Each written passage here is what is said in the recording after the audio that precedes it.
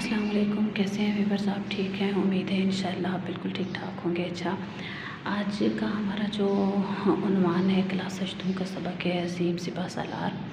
आज हमने इस मौजू पे बात करनी है इंशाल्लाह ताला।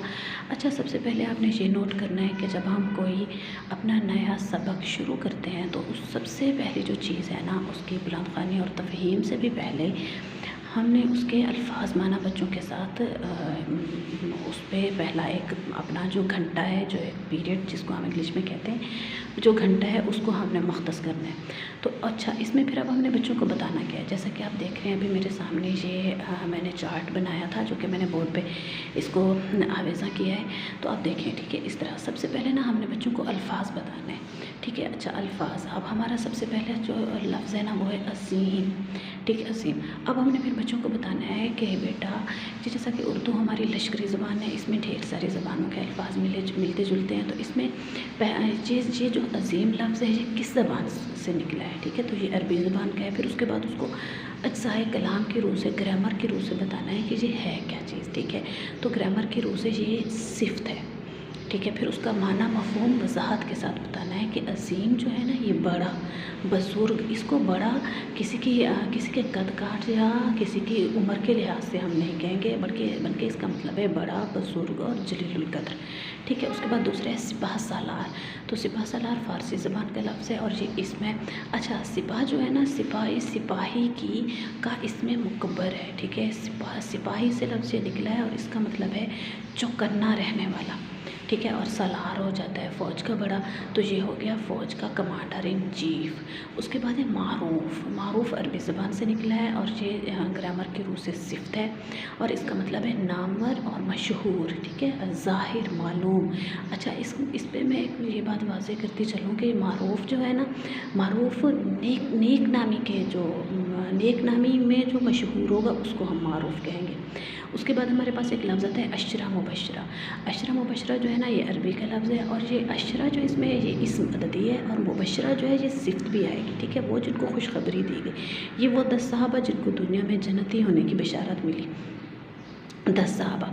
अच्छा, वो 10 सहाबा थे कौन से, ये भी आप इधर बच्चों को अगर बता दें तो ज़्यादा अच्छी बात है, ठीक है। कौन कौन से थे? 4 तो हमारे खुलफ़ाए राशिदीन हो गए, ठीक है। कौन कौन से हुए उसमें? अबू बकर, उमर, उस्मान, अली, ठीक है। उसके बाद मैं थोड़ा सा करीब करती हूँ ताकि आपको नज़र आए। ये मैंने लिखे हुए हैं बच्चों को ताकि मैं बता सकूँ, ठीक है, आपको नज़र आ रहे होंगे। अबू बकर, उमर, उस्मान, अली, ज़ुबैर, तलहा, साद, सईद, अब्दुर्रहमान बिन औफ और अबू उबैदा बिन जर्राह रज़ियल्लाहु तआला अन्हुम अजमईन, ठीक है। चलें, इसके बाद अगला जो है हमारे पास वो है फ़ातिह। फ़ातिह क्या होगा? अरबी का लफ्ज़ है, ये भी सिफ़त है। अच्छा हाँ जी, एक चीज़ और, इसमें ना हम बच्चों को ये भी बताएंगे कि ये ग्रामर की रूह से मुज़क्कर में आता है या मुअन्नस में आता है, ठीक है। तो ये मुज़क्कर लफ्ज़ है और वाहिद है, ठीक है। अच्छा, और इसका मतलब है जीतने वाला, फ़तह करने वाला। इसका एक और मतलब आएगा खोलने वाला, ठीक है। अच्छा, ये जो लफ्ज़ फ़ातिह इसका मुअन्नस हमारे पास है, जैसा कि फ़ातिहा, सूरतुल फ़ातिहा हम देखते हैं, ठीक है, ये उसका मुअन्नस है। अच्छा, अरबी में ये जो हम मुज़क्कर मुअन्नस के एतबार से हम करते हैं तो इसमें लाज़मी नहीं होता कि हर मुज़क्कर का मुअन्नस मौजूद हो। जैसा कि कुर्सी हमारे पास मुअन्नस लफ्ज़ है, इसका मुज़क्कर कोई मौजूद नहीं है। तख्ता स्याह हमारे पास मुज़क्कर लफ्ज़ है, कुर्सी मुअन्नस लफ्ज़ है तो इसका मुज़क्कर नहीं है। जैसे तख्ता स्याह हमारे पास मुज़क्कर है तो इसका मुअन्नस कोई नहीं है, ठीक है। इस तरह जानिसार यानी जान कुर्बान करना या जान कुर्बान करने वाला, ये दोनों में आता है, ठीक है।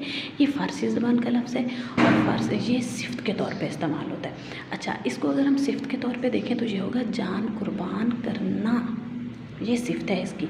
अगर हम इसको करेंगे जान कुर्बान करने वाला, इसका फ़ारसी में मतलब है जान कुर्बान करना और उर्दू में इसका मतलब है जान कुर्बान करने वाला, ठीक है। उसके बाद अगला आ जाता है घेराव जो है ये हिंदी ज़बान का लफ्ज़ है, इसमें और ये लफ्ज़ घेर से निकला है, जैसे हल्का, दायरा, इर्द गिर्द घेर लेना, ठीक है।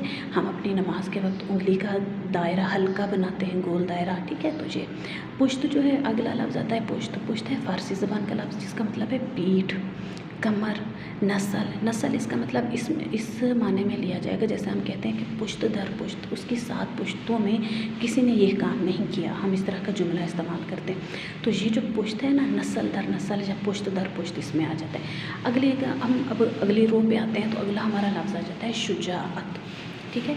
तो अब शुजात जो है ना, ये अगर ज़बान को देखा जाए तो ये अरबी ज़बान का लफ्ज़ है, इसम है, ठीक है। और ये बहादुरी और दलेरी है, ठीक है, किसी की। ये हमारे इसम की वो किस्म है जिसको हम इंग्लिश में कहेंगे, सॉरी इंग्लिश को तो हमने उर्दू के घंटे में डिस्कस ही नहीं करना, ठीक है। शुजात जिसका मतलब है बहादुरी और दलेरी। ये इसम की वो किस्म है जो कि हमें नज़र नहीं आती, वजूद नहीं रखती, लेकिन मौजूद होती है। अगला है जौहर। जौहर अरबी ज़बान का लफ्ज़ है, इसम है, इसका मतलब है कीमती पत्थर, या सिर्फ पत्थर नहीं, कीमती कमाल की चीज़। अच्छा, एक और खुलासा भी इसका मतलब निकलता है, ठीक है। उसके बाद है तह तैग। तह तैग, अच्छा मैंने ना इन पे अल्फाज पे आराब भी लगा दिए, तो आराब के साथ बच्चों को सही तलफ़ुज़ के साथ पढ़ना हमने सिखाना है। तह तैग, फिर बच्चों से कहना है बच्चे एक दफ़ा मेरे पीछे इसको आप पढ़ें, तह तैग, फिर बच्चे इसको पढ़ेंगे तो इस तरह के अल्फाज जो है ना ठीक हो जाएगा। अब तह तैग जो है ना उर्दू ज़बान का लफ्ज़ है। अच्छा जी, मुहावरे के तौर पर भी इस्तेमाल होता है। इसका लफ्ज़ी मतलब अगर देखा जाए ना तो क्या, तलवार के नीचे कर देना, तह का मतलब है तो तलवार से कत्ल करना भी और तलवार के तले करना। माल गनीमत जो है ये भी अरबी ज़बान का लफ्ज़ है। ये इसम मुरक्कब में भी आएगा, ठीक है, सॉरी इसम भी है और मुरक्कब इजाफ़ी में भी आएगा। ये कैसे मुरक्कब इजाफ़ी में? मुरक्कब इजाफ़ी को हम वैसे तफसील से अपनी अगली क्लास में इस पर बात करेंगे। माल गनीमत जो है ना मुरक्कब इजाफ़ी है, यानी लूट का माल,